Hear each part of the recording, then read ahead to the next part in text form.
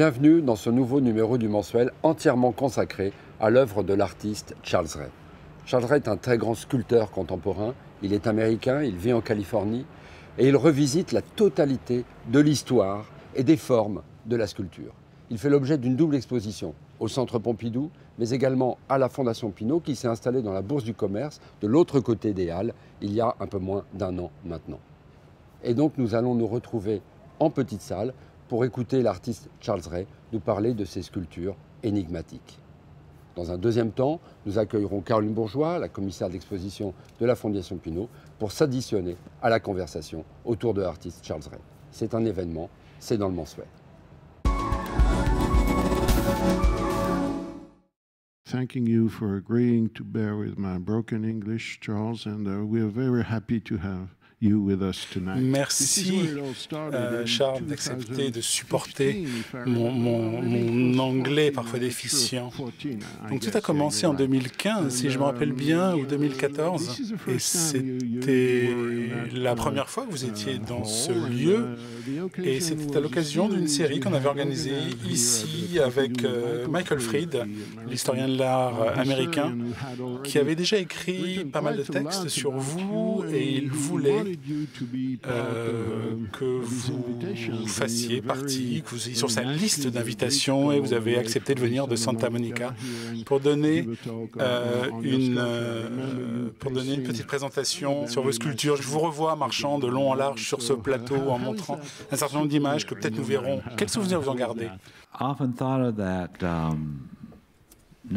Et j'ai souvent repensé à cette nuit. Nous avions fait des présentations, nous sommes allés dîner. Bernard m'avait invité à participer à l'exposition et il m'avait dit « Considère qu'il s'agit d'une véritable invitation ». Bon, j'étais sûre à l'époque que ça finirait par se concrétiser, même si ça a pris quelques années. On a passé en fait beaucoup de temps à planifier. Ensuite, il y a eu la pandémie, et donc 2 années supplémentaires. Oui, 2 ans de plus de Covid. Oui, et en fait, moi, je me réveille très tôt le matin et je vais me promener. Moi, en général, je finis ma promenade. Chez vous, c'est l'heure du déjeuner. Et c'est à ce moment-là, en général, que j'appelle Jean-Pierre. Et c'est là qu'on a discuté, qu'on a planifié l'exposition. Et c'était vraiment une expérience formidable, une expérience si formidable que j'essaye d'obtenir la citoyenneté française. Je ne suis pas sûre de vouloir retourner à Los Angeles. Ça semble peut-être étrange, mais c'est vrai.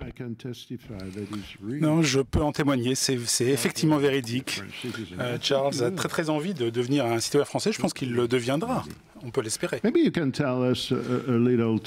que vous pourriez, pour rester par rapport à cette soirée si particulière, il y a 8 ans, et pourriez-vous nous dire plus sur votre relation avec Michael Fried, parce que c'est ce qui vous a amené ici, finalement. Well, you know, Michael wrote that wonderful, complicated essay called Art and Objecthood that everybody Michael read, but nobody a écrit un essai très compliqué et magnifique, Art and Object. Tout le monde l'a lu, mais personne ne l'a compris. D'ailleurs, je ne sais pas si quelqu'un le comprend à l'heure actuelle. C'était un fan, dès le début, d'une sculpture britannique, d'un avant-gardiste moderniste. Moi, j'ai de Caro. Et en fait, je crois que lui, en tant que critique, a fait la carrière de Caro en écrivant, en réfléchissant au sujet du travail de Caro, Anthony Caro. Il était si proche de lui qu'il a même fait 1 ou 2 des plus grands mouvements. En fait, Caro rentrait chez lui le soir et il voulait faire des plus petites sculptures. Il était fatigué, il ne pouvait pas rentrer au studio. Et le problème avec ces petites sculptures était qu'elles ressemblaient toujours à des modèles pour des sculptures plus grandes. En fait, ça pouvait donner l'impression que le lendemain, il allait faire une plus grande sculpture. Et il parlait de ce problème avec Michael. Et Michael a dit à Caro, « Regarde, prends ce morceau d'acier avec lequel tu travailles et regarde sur cette table, plutôt que de mettre les objets sur la table, mets-le là, sur le rebord de la table, et à un moment, tu es là sur cette table, dans la pièce, et tu n'es pas en train de te projeter dans un autre espace, mais tu es juste là, à cet endroit. Michael m'a raconté que c'était la meilleure idée qu'il ait jamais eue de sa vie jusqu'ici. C'est à ça que servent les critiques, n'est-ce pas? Oui, c'est vrai qu'ils nous aident bien de cette façon. Moi, quand j'étais plus jeune, j'avais un professeur, un mentor qui était venu aux États-Unis depuis Londres. Il avait été étudiant de Caro, un de ses bons amis. Et en fait, j'ai assimilé ce langage moderniste très jeune. Dès le début, je connaissais Michael. Et en tout cas, j'essayais de faire croire que je comprenais certains objets, certaines œuvres, et que je comprenais Art and Object Hood. Un jour, Michael est venu à Los Angeles. James Welling, a photographer, et le photographe Jane Willis a dit oui, il faudrait que vous vous rencontriez. Et c'est ce que nous avons fait. Nous avons déjeuné ensemble. Et je lui ai parlé de la couleur. Et Michael a regardé un de mes dessins et dit « Qui a fait ça ?» Et en fait, je n'étais pas bien sûre de ce qu'il pensait de mon travail, mais au fur et à mesure des années, nous sommes devenus très proches sur le plan structural, si vous voulez. Nous avions une relation liée à la sculpture qui s'est transformée en amitié. Il m'a demandé de venir ici, j'ai fait une présentation, nous avons dîné ensemble et on m'a invité à revenir pour une exposition. Et Caroline parlait aussi de l'exposition. Et moi, je leur ai dit, ah, bah moi, je me suis déjà engagée.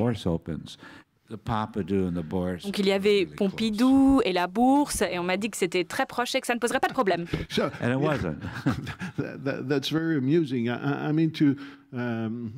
C'est très amusant parce que par rapport à Art et Object Hood, l'article de Michael Fried, c'est quoi? C'est 1967 et les gens ne s'en rendent pas forcément compte. Mais Michael Fried n'avait que 28 ans quand il a écrit cet article. Et tout d'un coup, c'est devenu l'homme que l'on détestait, que l'on aimait détester dans le monde de l'art. Et c'est ce qui a fait sa renommée, quelque part. Et 50 ans plus tard, l'interprétation et la réception de cet essai a beaucoup changé. Et Michael aussi a beaucoup changé. Parce qu'il était très proche de Clement Greenberg à la fin des années 60. Il avait des idées très fortes, pour dire le moins, par rapport au monde de l'art. Il a changé beaucoup. Il a écrit sur Jeff Wall, sur Strauss, sur beaucoup d'autres artistes, et aussi sur vous d'ailleurs, dans un livre qu'il a intitulé quatre outlaws honestes, four honest outlaws. Je crois qu'il y a Henry Sala, qui est un très bon ami, Douglas Gordon aussi. Mais pour revenir sur cette occasion vraiment exceptionnelle de vous avoir ici, à la fois à Pompidou et à la Bourse de Commerce, je voudrais dire qu'il y a une sorte d'appel que je voudrais faire, qui est que j'ai cherché brièvement dans l'histoire des expositions, et je n'ai pas trouvé d'autres exemples d'un artiste vivant ayant deux expositions concurrentes ou parallèles en même temps dans la même ville, avec un angle différent, avec un point de vue différent. Donc je ne sais pas, c'est d'où mon appel. Je ne sais pas s'il y a d'autres exemples, mais je ne les ai pas trouvés. Donc si jamais vous avez des idées, des suggestions à ce sujet, qui seraient les bienvenues. Et quand on vous a proposé, offert cette possibilité-là, qui est assez inouïe, comment est-ce que vous avez réagi? Qu'est-ce que vous avez ressenti? En fait, je venais d'exposer à Bâle, entre Bâle et un autre lieu, et je me suis dit, ça va être extraordinaire, parce que je vais avoir du boulot pendant 5 ans encore. Je voulais aussi dire que la première fois que j'ai vu votre œuvre, c'était à Paris, à la galerie Pierre Bérus en 1990.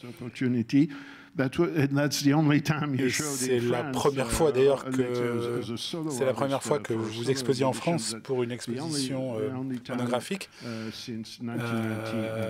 Et là, donc voilà, et depuis 1990, eh bien, c'est la première exposition monographique que vous faites à nouveau.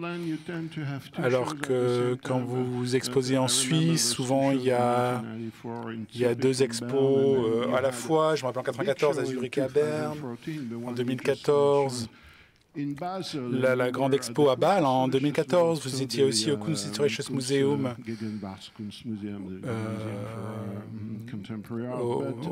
au musée d'art moderne de Bâle. Et vous ne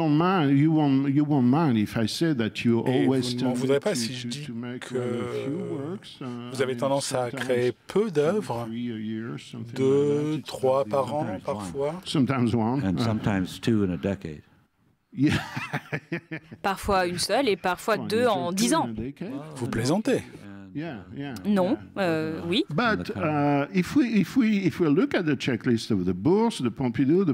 Et si on regarde la liste des œuvres à la Bourse, à Pompidou, il y a des œuvres, il y a le portrait de Portrait of an Artist's Mother qui n'avait jamais été exposé. La Bourse a plus encore d'œuvres nouvelles et le Metropolitan a au moins une œuvre nouvelle, puisque je pense à l'Archange, une sculpture en cyprès comme Inoki.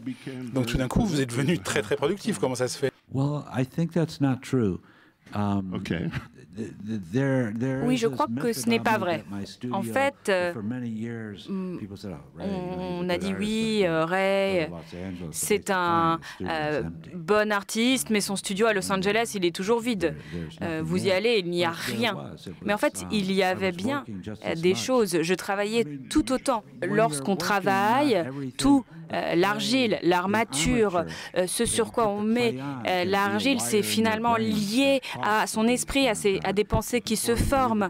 Et avant de réfléchir à la forme, eh bien, il y a une pensée pour créer cette forme. Donc en fait, moi, j'étais bien en train de travailler. Oui, mais c'est merveilleux parce que finalement, on a en 2022 4, 5 ou 6 nouvelles œuvres. Comme je l'ai souvent dit, je ne pense pas aux sculptures. Jamais. Je ne crois pas. Je ne pense jamais aux sculptures. En fait, je pense de façon sculpturale, sculpturalement. Si on pense de cette façon, alors sa façon d'être, je dirais aussi d'ailleurs que je n'ai pas de pratique. Pas de pratique du tout. Mon dentiste, oui, lui, il a un bureau, et mon docteur aussi, mais moi, ce n'est pas mon cas. Comment vous définiriez un artiste? Je ne sais pas. En fait, il y a beaucoup de personnes qui parlent du fait que les artistes ont une pratique, un lieu de travail, en fait, où une façon de travailler. C'est-à-dire quoi, des heures de bureau?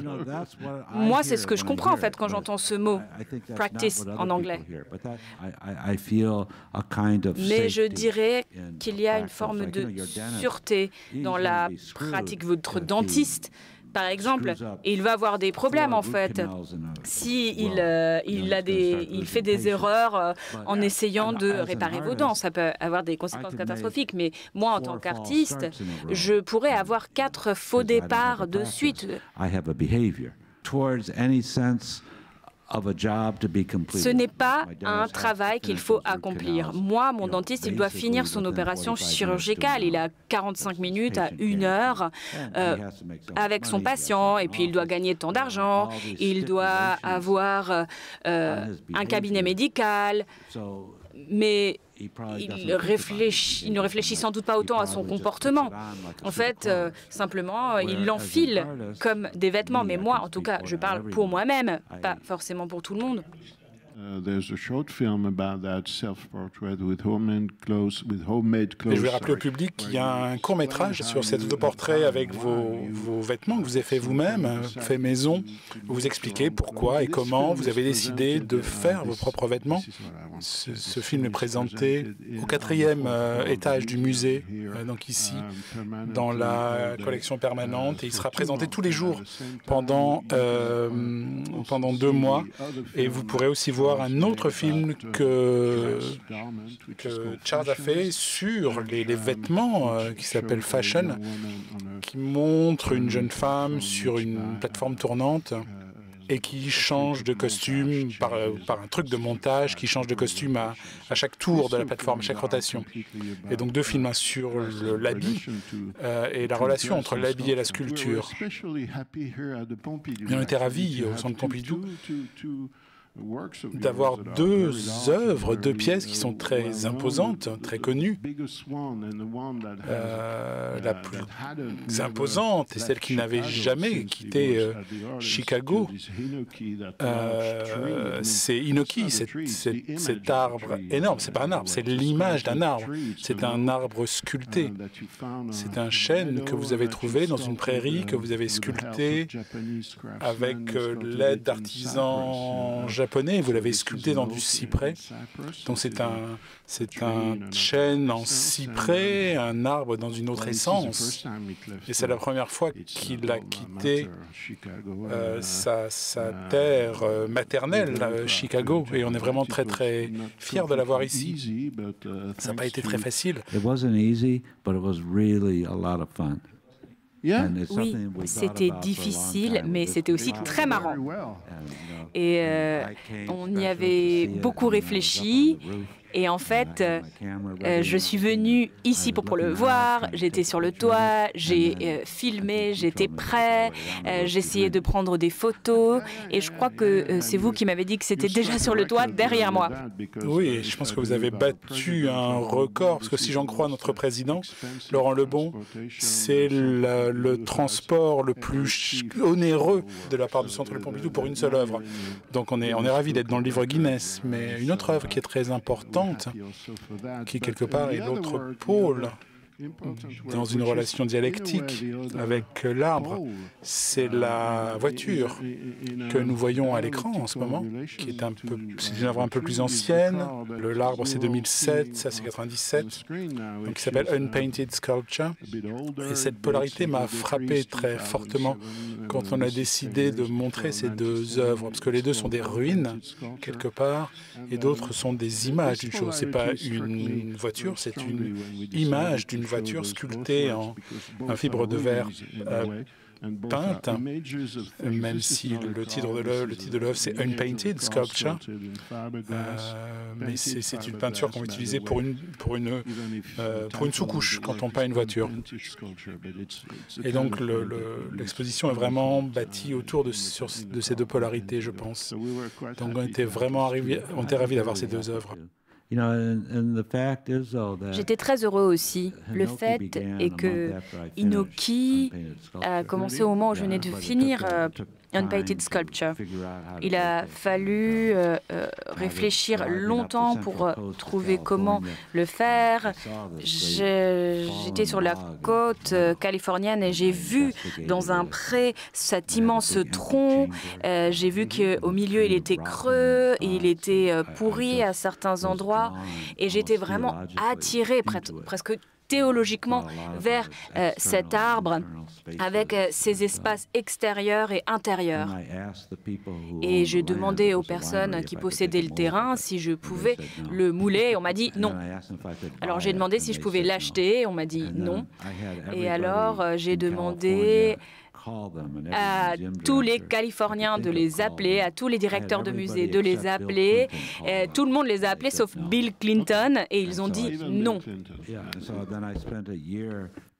Puis j'ai passé une année à voyager et j'ai essayé de trouver un tronc. J'en ai vu beaucoup, mais je me suis rendu compte que je n'étais pas intéressée par, en fait, de simples troncs, mais par cette structure. Alors je suis retournée avec 10 amis et nous l'avons volé. Nous avons utilisé des tronçonneuses pour le découper en morceaux. On a mis les morceaux dans des pick-up et je les ramenais dans mon studio. Et nous avons fabriqué les morceaux en fibre de verre. En fait, finalement, c'était comme un immense puzzle de le reconstituer. Et comme pour tout puzzle, il n'y avait qu'une seule façon de reconstruire. Et effectivement, j'ai travaillé avec des artisans japonais. La version en fibre de verre, c'était une version qui a été utilisée par les artisans. For the carvers. But here at the Pompidou, what is also very special is that you chose to Mais au Centre Pompidou, vous avez choisi de montrer Inoki, donc ce grand arbre de cyprès, à côté de Family Romance, une œuvre très très connue de 93, qui montre 4 membres d'une famille, le papa, la maman, le fils et la fille, tous faisant tous 1,35 m de haut. C'était quoi l'idée derrière ça? Alors en fait, il n'y avait pas vraiment d'idée du tout. Non, mais pas d'idée réelle. Il y avait 2 ou 3 espaces vides, de grands espaces, et moi j'étais dans mon atelier, je faisais des essais et j'ai créé des modèles, des maquettes de toutes les salles avec des impressions 3D. On avait les documents et pour Family Romance, d'une certaine façon, il y a un lien avec Inoki parce que c'est à peu près la même échelle, la même taille. Et donc j'ai juste essayé. Il n'y avait pas vraiment d'idée. C'était la même couleur à peu près. Comme je l'ai dit, en tant qu'être humain, en tant que personne, on ne se développe pas de manière linéaire. Nous avons certaines parties qui sont très matures, d'autres qui sont très immatures. Il y a des parties qui sont très douces et d'autres qui sont absolument horribles. Et je crois que le Centre Pompidou a un avantage avec ces salles. Finalement, c'est comme si j'observais mon propre travail, comme si nous étions 1000 ans plus tard.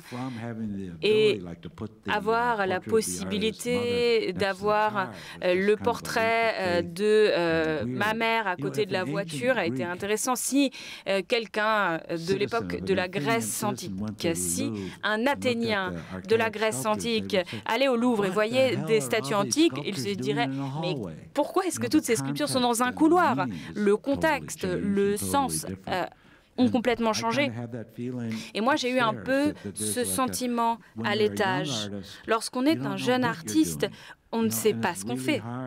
C'est vraiment difficile de retrouver cela en vieillissant, car bien sûr, on connaît certaines réussites, on a des budgets qui sont plus importants. Moi, je peux me permettre de passer 10 ans à travailler sur une œuvre. Et je crois que le Centre Pompidou m'a aidé à retrouver ma jeunesse, mon moi de jeune artiste. Et donc voilà, il n'y avait pas forcément un raisonnement derrière tout ça, mais c'est la raison pour laquelle la famille était là. Et d'ailleurs, Jean-Pierre a écrit quelque chose de fabuleux sur la culture française. C'est merveilleux d'entendre comment vous êtes arrivé, vous en êtes arrivé là. Mais si vous êtes d'accord, je pense que c'est peut-être le moment de demander à nos amis Jean-Max et Caroline de nous rejoindre sur scène pour qu'on puisse poursuivre cette conversation.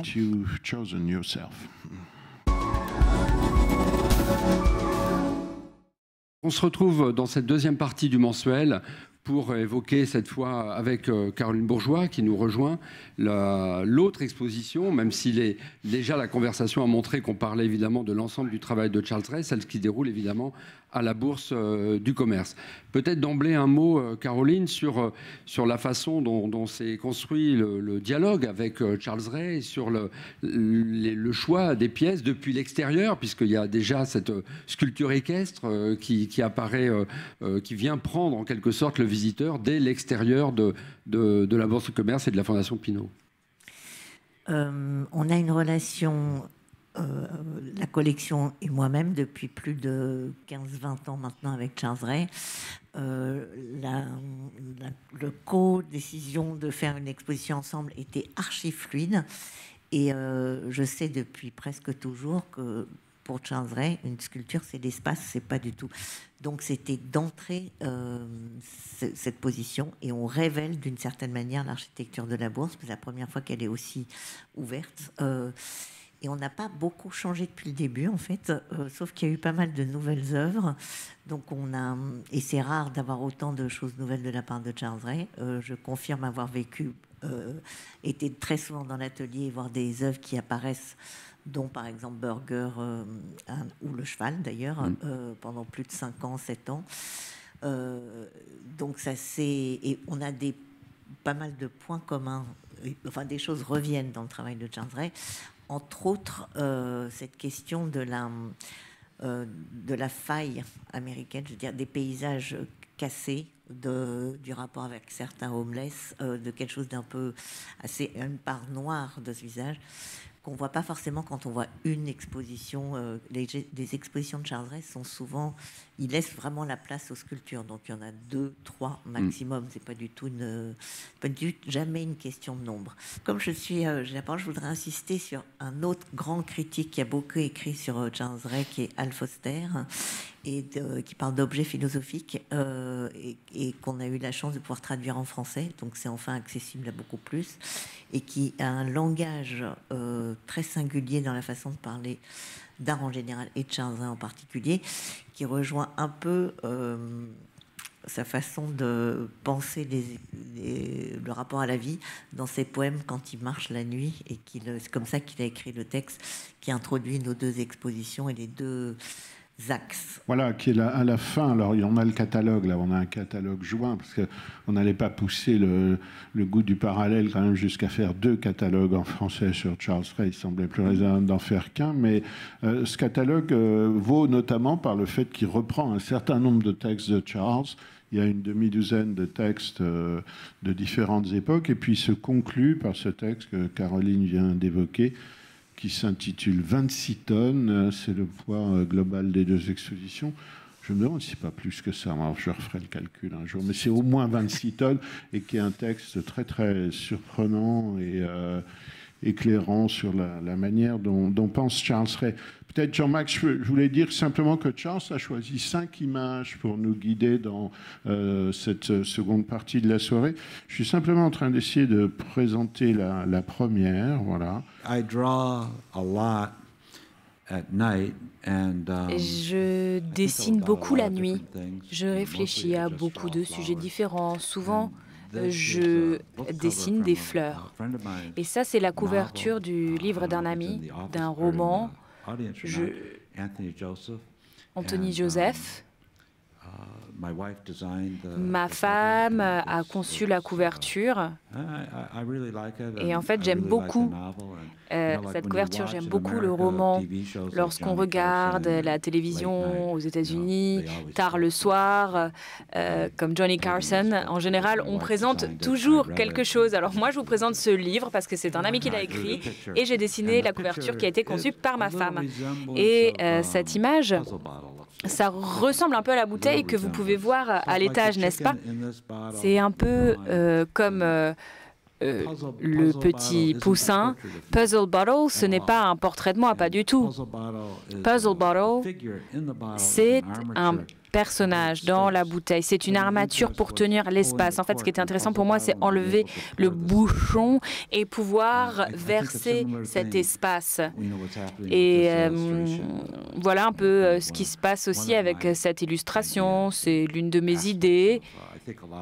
Je réfléchis beaucoup à la magie, même si je n'y crois pas. Mais en tout cas, moi, je réfléchis beaucoup à la magie. Dans cette question du roman, puisque vous parliez d'un roman, dans l'exposition de la Bourse du commerce, il y a la présence de ces 3 pièces, de ces 3 sculptures, Return to the One, qui est un portrait en papier. Il y a cet autre véhicule, ce truck déjà démonté, et qui est déjà une carcasse, et puis cet enfant qui joue avec une voiture. Et au fond, par rapport à ce que vous aviez dit sur l'exposition du Centre Pompidou, on a l'impression que dans cet espace, dans la rotonde centrale de la Bourse du commerce, ça joue peut-être déjà plus comme une scène et comme quelque chose d'un peu narratif. Il y a une relation qui pourrait être imaginée entre les pièces, et ça, c'est, je pense, très différent de ce qu'on peut présenter parallèlement au Centre Pompidou, où les relations ne sont pas d'un ordre narrativité. Oui, c'est tout à fait juste. Excellente remarque. En fait, je réfléchissais à la bourse. Encore une fois, je vous l'ai dit, je pense de façon sculpturalement. Et l'un des aspects de la sculpture, c'est qu'elle n'est pas juste posée sur le sol. Elle ne se termine pas sur le sol. Elle n'est pas simplement posée sur le sol. Le sol est le dernier élément de la sculpture. Et en fait, cette rotonde a commencé avec la pièce de New Beetle. C'est un enfant qui joue avec la voiture. Et ma conception de l'espace, simultanément, s'est déroulée avec ces 3 sculptures. Lorsque j'étais un jeune homme, j'avais une vingtaine d'années, j'avais un camion de pompiers et un pick-up. Et en fait, il a été transformé à la casse, comme on le voit dans Goldfinger, quand il y a un corps dans le camion et qu'il est compressé, écrasé, comme César, vous voyez, qui fait des compressions avec un compresseur. Et pendant des années, j'y ai réfléchi. Et je m'intéressais beaucoup à la causalité et au temps. J'avais donc ce petit camion, ce petit pick-up. Je le regardais et je réfléchissais à tout l'espace en fait compressé dans cet objet. Et je réfléchissais à ce qu'il pouvait y avoir autour. En fait, j'ai pensé à une expérimentation. Je ne sais toujours pas en fait si c'est une sculpture ou si c'est simplement l'incarnation d'une réflexion, une réflexion autour de cette causalité, parce qu'en fait, il a été compressé et ensuite on le défroisse et on remet de l'air dans ce pick-up. Et ça me fait penser au pneuma. Vous voyez, c'est un peu la parole de Dieu, ce que l'on considère comme la parole de Dieu. En fait, sa respiration, la respiration du cosmos. Ce son-là. Et pour moi, cette pièce, c'est ça. C'est comme une résurrection, le dépliement, le retour à la forme originelle, la causalité qui est inversée en un sens. Et j'y ai beaucoup réfléchi. J'ai réfléchi aux aliens, et au ciel, en fait, de cette rotonde au plafond.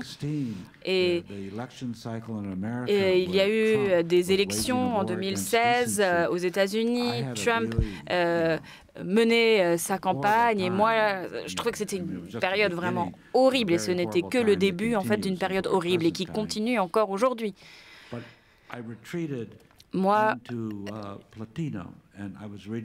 je suis revenu à Platon.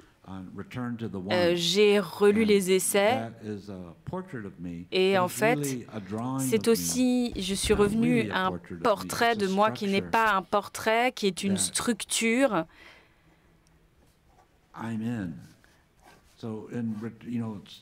En fait, je ne peux pas rendre justice à ce texte, mais si vous voulez, il y a un peu cette question narcissique qui se pose ici. En fait, c'est comme ne pas forcément remettre ensemble des parties de vous, mais des parties du cosmos pour retrouver une unité, une façon d'être complète. Et c'était l'ère Trump, bien sûr, et lui, il a vécu une période compliquée aussi. C'était une époque, une période politique complexe. Et donc, moi, j'ai repensé à ce dessin, Returning to the One. J'ai pensé aux camions, aux aliens. J'ai pensé aussi à cet enfant avec sa petite voiture et en fait à notre existence. Lui, cet enfant, il est vraiment vulnérable, il est là sur le sol et j'ai eu un peu cette notion liée au fait que si une sculpture vous fait vous déplacer physiquement, elle peut aussi vous mouvoir émotionnellement. Et donc, j'ai réfléchi à ce que pourrait vivre cet enfant s'il survivait aux guerres qui pourraient émerger. Et en fait, d'une façon un peu bizarre, je crois que j'ai essayé d'articuler ces trois artistes. Et les murs, en fait, c'est un peu les dieux de la France, les dieux du commerce. Et donc, je ne voulais pas forcément unifier, mais je voulais que ce soit dynamique. Je ne voulais pas simplement juste poser mon travail dans la bourse du commerce, mais je voulais en fait qu'il respire, que mon travail respire dans la bourse et que celle-ci aussi respire grâce au travail. La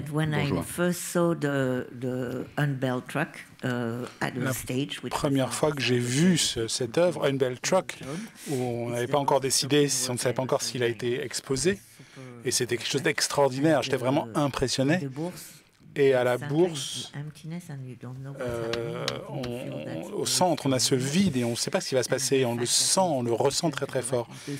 Et le fait que voilà, ces trois œuvres, quelque part, sont le portrait de quelqu'un, pas forcément vous, avec une sorte de destinée, avec une croyance, une foi, une chute, quelque chose qui émerge lentement, le présent, le futur, le passé. C'est quelque chose qui est d'ailleurs dit tout de suite dès l'entrée dans la rotonde.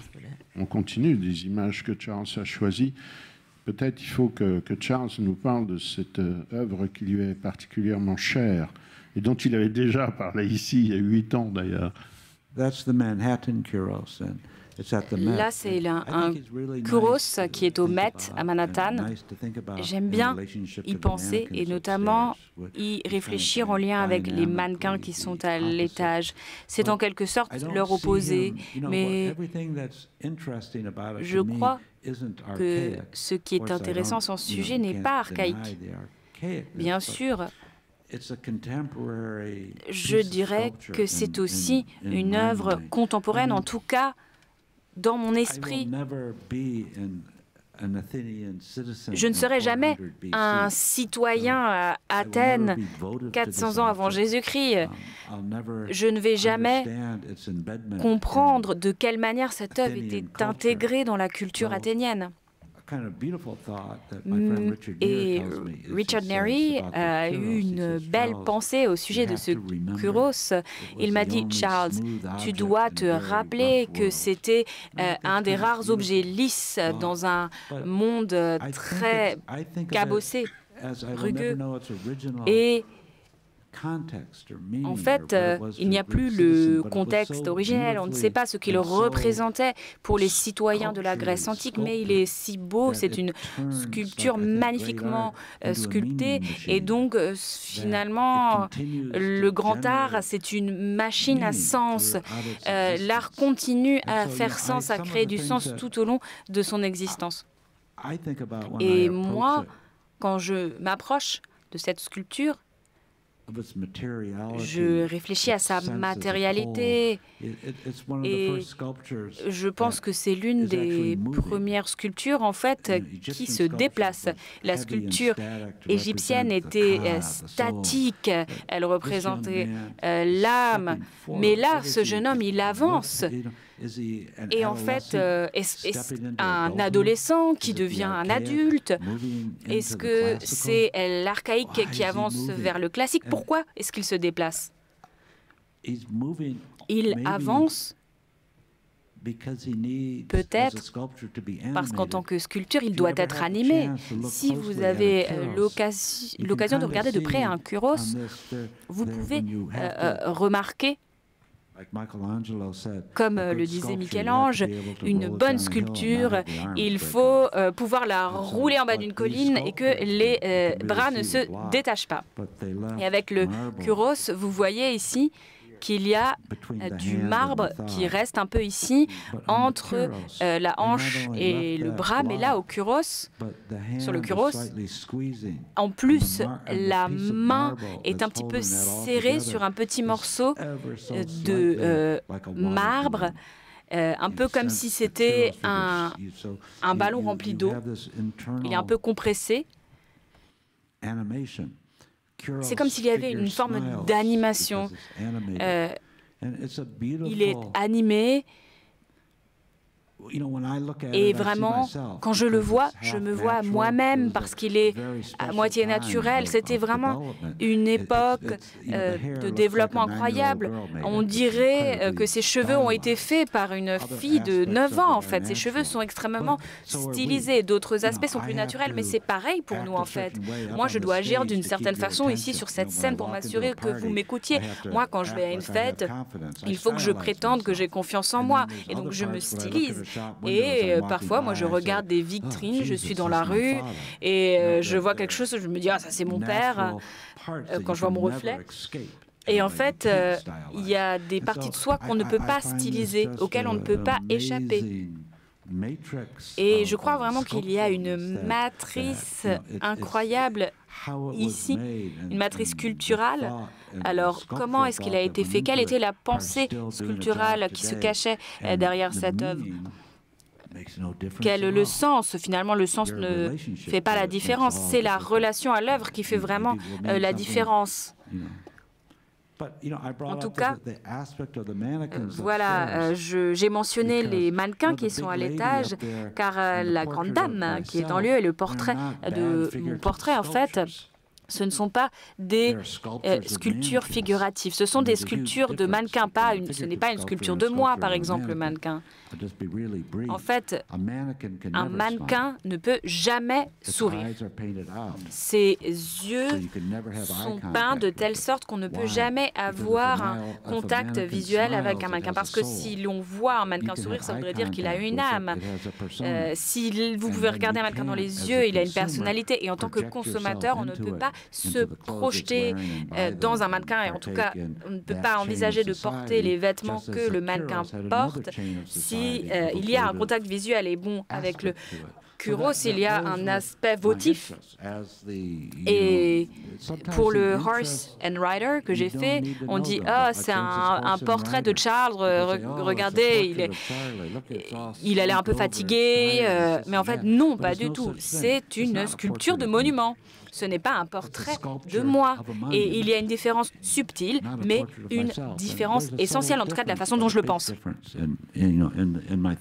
À propos du Young Man, qui est au deuxième étage à la Bourse de commerce, qui est aussi un sculpteur d'un corps nu, qui est en mouvement, mais dont tu parles du portrait d'une génération, pour parler de cette désidentification et que les sculptures où vous apparaissez comme sujet, c'est pas une sculpture de vous, c'est complètement évident pour moi, ça dépasse juste une représentation. C'est une sculpture un peu spéciale pour moi. Le modèle était un de mes amis, un jeune artiste, un de mes amis qui avait mon âge.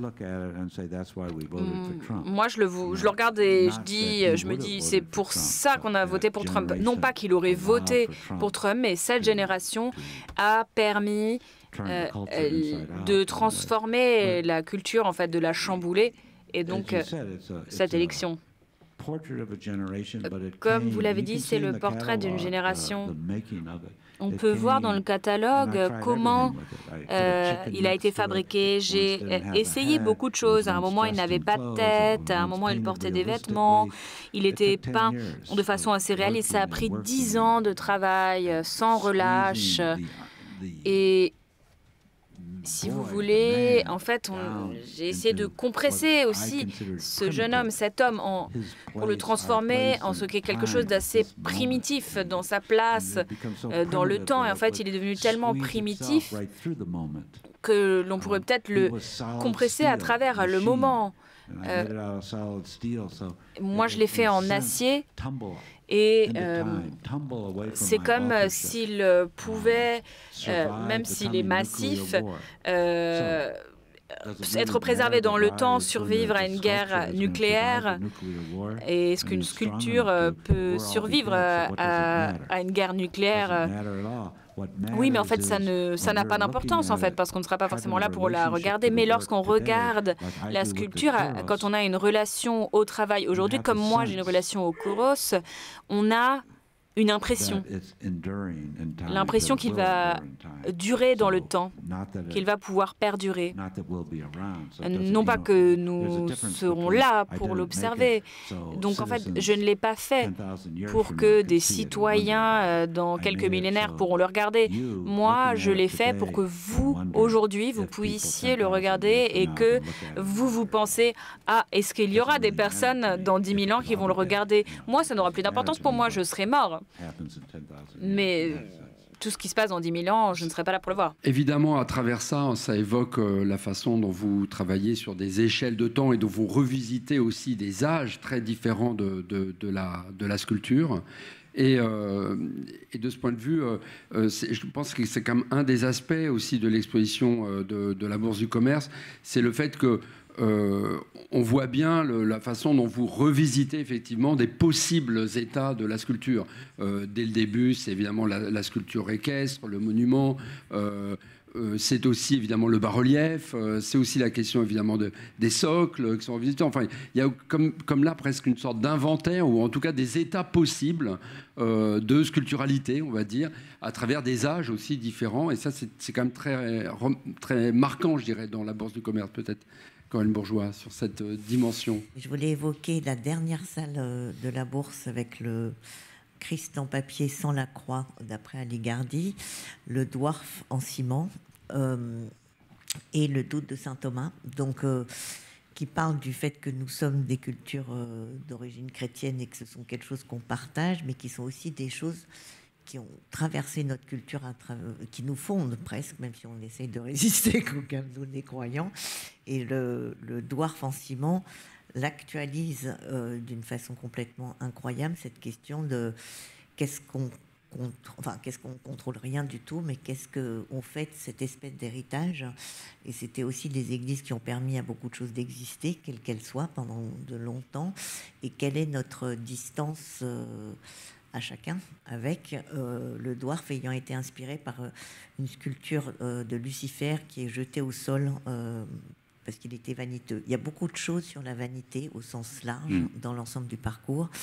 Et le Jeff, qui est ce homeless drug addict qui est en marbre, c'est aussi une matière complètement atemporelle et noble et je trouve fantastique d'arriver à utiliser des matières comme ça et des sujets aussi graves sur les futurs. Et les tailles sont très différentes. Dans le cas de Jeff, la taille est agrandie. Dans le cas du Doute de saint Thomas, c'est une échelle presque classique, avec tellement de détails. La temporalité des visages, par exemple, où on peut rester des heures, et c'est toute cette question, est-ce qu'on croit dans ce qu'on voit ou dans ce qu'on touche, ou est-ce qu'il faut faire l'ensemble, et d'une sorte de paysage assez pas très gai, je dois dire, mais c'est un peu la réalité en même temps, enfin que je la partage. Donc je trouve fantastique d'avoir osé aller jusqu'à des questions aussi fondamentales dans les récentes œuvres. In a weird way, I mean, eh bien, d'une certaine façon un peu bizarre, ça ne compte pas vraiment. Je dirais que le crucifix, il y avait un crucifix d'Algardi très connu lors d'une exposition. Je l'ai beaucoup regardé. Moi, je vous ai parlé du pneuma lorsque je vous parlais du camion. Et en fait, c'est apparu lorsque je regardais justement ce travail d'Al-Ghardi. En fait, c'est, si vous voulez, la dernière respiration du Christ. La dernière respiration, le dernier souffle du Christ. Et vous voyez en fait que là, le tissu est en train de tomber sur ses jambes. Mais bien sûr, ici, ça reste une œuvre athée, parce que là, je parle de souffle, je parle de position, ici, dans le cosmos, dans le monde. En fait, il s'agit de notre dernier souffle et de notre première respiration, inspiration. En fait, ce ne parle pas d'autres structures qui sont liées au Christ, qui m'intéressent aussi, mais pas pour cette œuvre. En fait, j'y ai réfléchi, j'ai pensé à ce travail d'Al-Ghardi, et c'est vrai que je me suis intéressée au papier. C'est un peu comme pour Return to the One, j'ai pensé à ses études, à ses dessins, et plutôt que de dessiner, au fusain, j'ai réfléchi au temps, à l'espace, au médium, à un papier que l'on peut dérouler. Et en fait,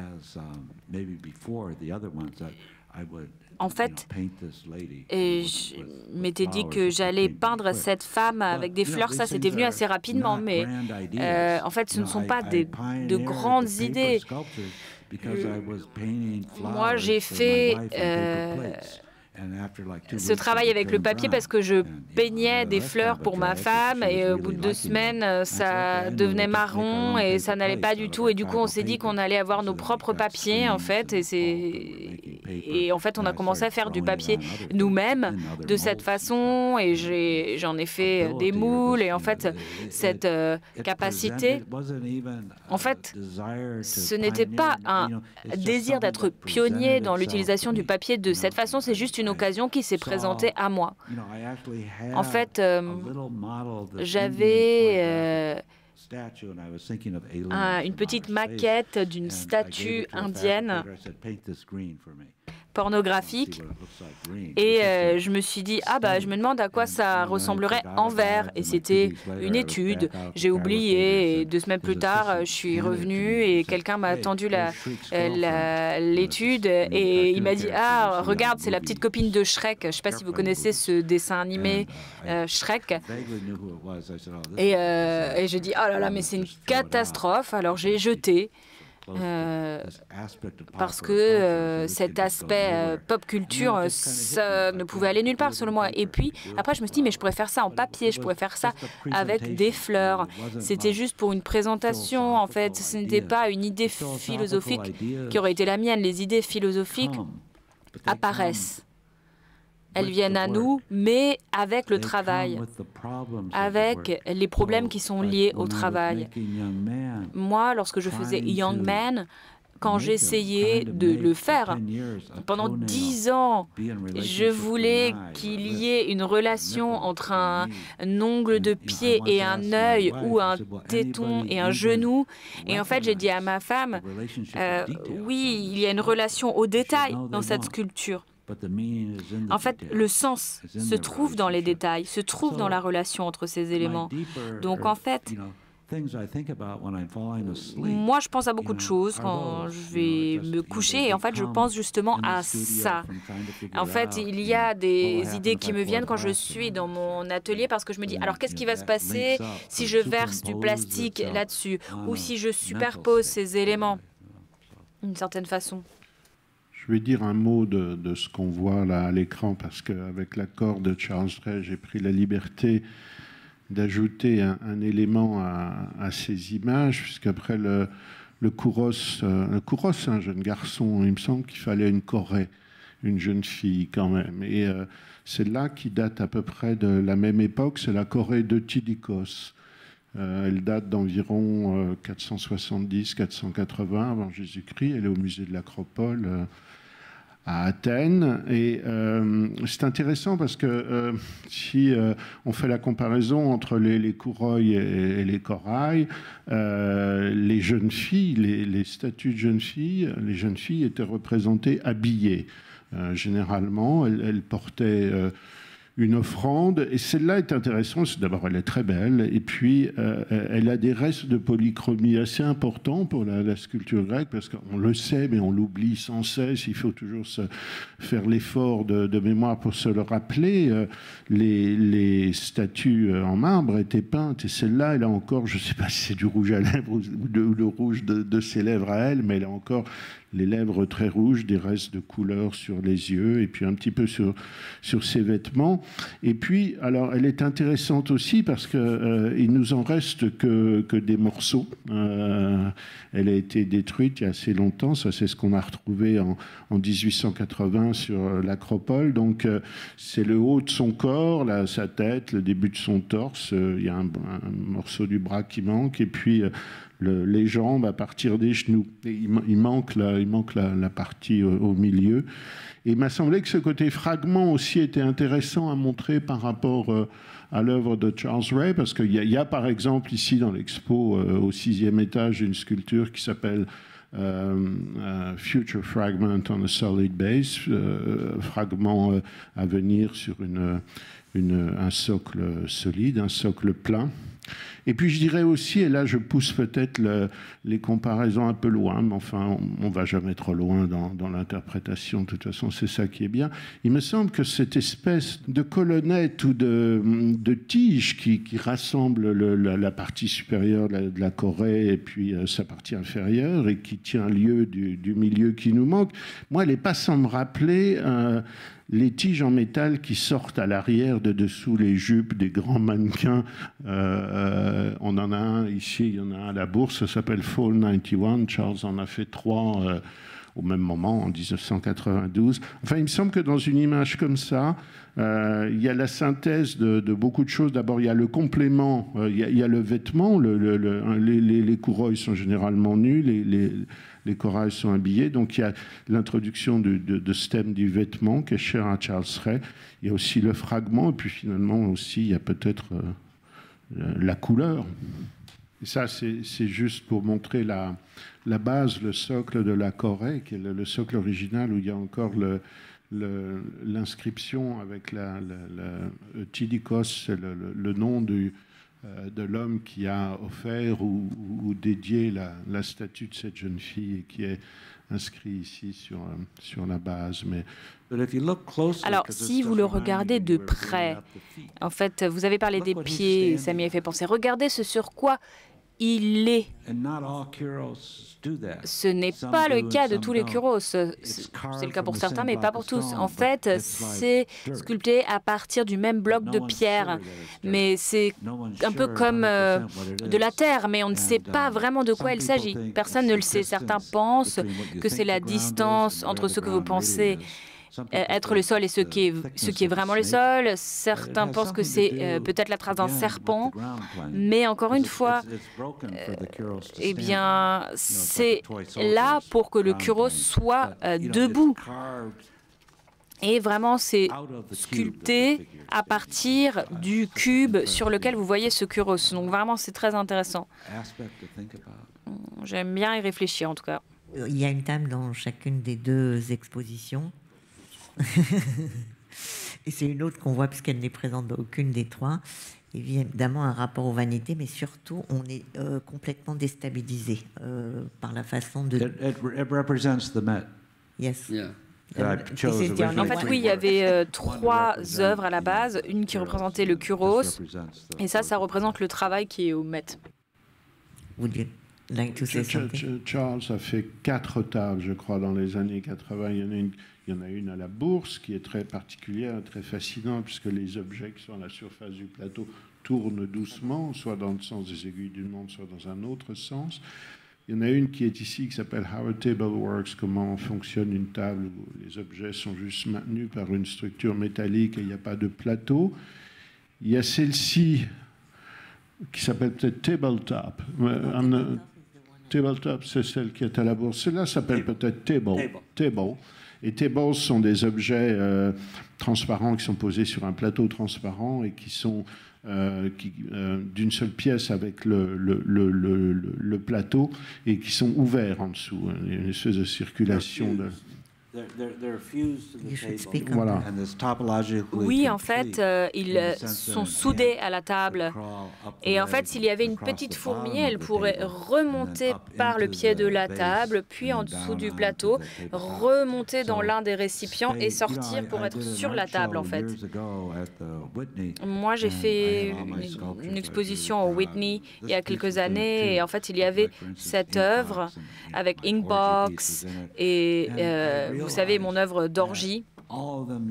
Et en fait, on pourrait rentrer chez soi et se dire « Ah, j'ai vu cette sculpture super bizarre, cet artiste, il a fait une orgie, mais c'était le seul participant. Et puis il avait aussi cette espèce de cube noir rempli d'encre, c'était fou. » Mais cette œuvre-là, en fait, le monde passe au travers, autour, dedans. En fait, quand je dis qu'une œuvre est composée d'espace, c'en est un exemple. En fait, c'est vraiment une table très simple. Moi, ça ne m'intéresse pas d'avoir une fourmi qui marcherait sur cette table, mais ce qui m'intéresse, c'est l'espace qui passe dessous, dedans, autour, au travers. Et pour moi, c'était la seule œuvre, en fait, qui était vraiment verrouillée dans cet espace. Et c'était la seule qu'on ne pouvait pas ramener chez soi. On ne pouvait pas rentrer chez soi avec un récit à propos de cette œuvre par rapport aux autres œuvres qui étaient à cette expo. En fait, moi, j'ai fait des trous dans ces objets et je les ai soudés pour qu'en fait, ils soient bloqués, pour qu'ils soient verrouillés, pour qu'on ne puisse pas s'approcher de la table et déplacer les objets. Mais ensuite, il m'est apparu que c'est ce dont il s'agissait vraiment, en fait. Et en fait, j'ai fait les mannequins aussi parce que j'ai fait ça. Moi, j'ai passé 9 mois dans des magasins à trouver ces contenants en plastique pour faire des natures mortes. Hein. Et au fur et à mesure, j'ai choisi cela. C'était dur de ne pas faire de trajectoire, de ne pas faire de narration entre ces objets. En fait, pour moi, ici, il s'agit d'éléments de plastique et d'espace. Ça, c'est à la Bourse de commerce. Ah. Elle s'intitule Sleeping Woman. En acier plein, c'est l'œuvre la plus lourde à la Bourse, qu'on a placée de façon... Je me demande si ce n'est pas l'œuvre la plus lourde tout court des deux expositions. Ça fait 2 tonnes et quelques, c'est ça? 2600 kilos. Ouais. Enfin, là, on parle de la matière pour donner du poids au moment de cette situation, de cette personne qui est un tout petit peu plus grande que la taille normale, comme le Jeff. Ils sont habillés. Dans ces 2 cas, c'est des homeless que Gianni a connu, puisqu'il parle toujours de corps réel quand il fait une sculpture et qui est transformé dans le temps, comme vous pouvez le voir dans le catalogue. Il y a quelque chose que je trouve incroyable dans la paix, malgré la situation, et quelque chose de démocratique dans la paix du sommeil, malgré la situation.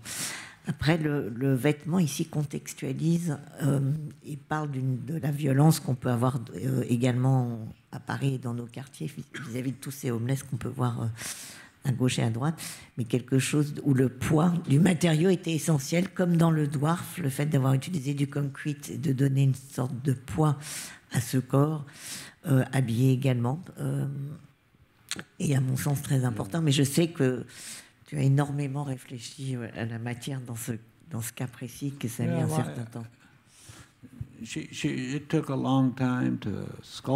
Oui, il a fallu du temps pour la sculpter. Je ne veux pas utiliser elle, même si c'est difficile de ne pas le faire, car ce n'est pas cette personne qui est dépeinte, en fait, même si, à certains égards, c'est le cas. En fait, c'était vraiment difficile à sculpter pour bon nombre de raisons. Mais à la fin, le poids, la taille, la masse, je crois que c'était la façon dont une montagne dort. d'or, comme la géologie, comme la façon dont Dieu a envie que vous dormiez. Et je dirais que dans ce type de sommeil, on retrouve une forme d'égalité, que l'on soit milliardaire ou que l'on soit sans abri. Non, bien sûr, il y en a un qui a une vie plus facile que l'autre. Hein. Je ne suis pas en train de les mettre sur le même niveau. Mais par contre, dans le sommeil, il y a autre chose, il y a l'inconscient, l'esprit, ce que l'on ne peut pas acheter, ce que l'on ne peut pas gagner, ce qui ne fait pas partie d'un empire ou qui ne fait pas partie de la vie de rue. C'est quelque chose que nous partageons tous. Il y a parfois des récits, en fait, qui entrent et qui sortent d'une œuvre. Oui, le poids, c'est vrai, on ne peut pas la déplacer et on ne peut pas déplacer cette personne sans abri qui est trop lourde. Vous savez, cette œuvre et le dwarf sont assez similaires en quelque sorte. Avec l'autre œuvre, eh bien, si vous croyez que les hommes ont une âme, alors vous devez vous imaginer que cette personne a été rejetée du paradis. Si on ne croit pas, en fait, à l'âme, on peut se dire qu'il s'agit simplement de gravité, de la gravité. Et donc, le poids, en fait, c'est un aspect primitif fondamental. Notre poids à tous, la physicalité de notre être, en tout cas. Voilà quelques éléments que j'avais à dire. C'était juste pour passer du plus lourd au plus léger, de 2 tonnes et quelques à 9 kilos, bien que celle-là soit plus grande dimensionnellement et montrer l'espèce de panorama que peut parcourir la sculpture de Charles Wright. Dans mon esprit, c'est exactement le même poids. Comme parfois il y a une échelle similaire. En fait, je n'ai pas fait Young Man pour les citoyens du futur, je vous l'ai dit. Je l'ai fait pour nous, pour réfléchir aux citoyens de l'avenir. Comme si l'on pouvait traverser le temps. Ce n'est pas une illusion, c'est une relation avec vous. Elle, oui, elle est très légère. Merci beaucoup Charles Ray, merci Jean-Pierre Criqui, merci beaucoup Caroline Bourgeois. Et voilà, on se retrouvera un autre mois pour un autre mensuel. Merci beaucoup.